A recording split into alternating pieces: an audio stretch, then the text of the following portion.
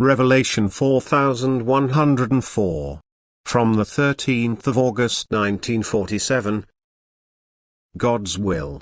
Voice of the Heart. Inner urging.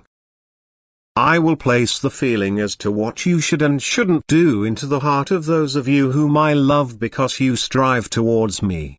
And if you entrust yourselves to me in prayer, if you confide your worries or thoughts to me, you will feel it in your heart, and whatever you then feel urged or desire to do, that is what you should do, and it will be right before my eyes. If you commend yourselves to me in prayer, you will no longer be able to sin, for then I will no longer let you become sinful. If you appeal to me for my protection, I will grant it to you, and then you can confidently rely on the voice of your heart, that is, you can do what your heart desires. I am your Father.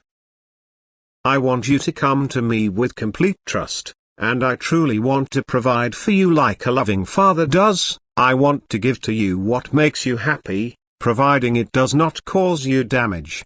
And since you yourselves are unable to judge what is beneficial for you and detrimental to the soul, you should come to me and totally hand yourselves over to me. Tell me your problems, be they of a spiritual or earthly nature, and I shall answer you. That is, I shall place my will into your heart so that you will want to do what is right and also be able to accomplish it. And thus you can come to me with all concerns. You will never be left without an answer, for I will place it into your heart. You just have to pay attention to the voice in your heart. You ought to know that every inner urging is always the influence of forces which want to persuade you to accomplish something or to leave it. Forces of darkness will want to tempt you into committing a sin, forces of light into actions which are pleasing to me.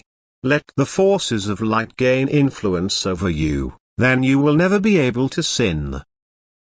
And hand yourselves over to these forces whenever you seek to make contact with me in prayer, whenever you communicate with me, and always consult me with all your problems. I love my living creations, and my only goal is their salvation of soul. And where there is no danger of this, I will grant them everything, even earthly pleasures, if they do not detract from spiritual striving. Yet I always want to be your mentor. You should always leave the decision to me, and, after heartfelt prayer, ask your heart, and it will truly guide you correctly. Amen.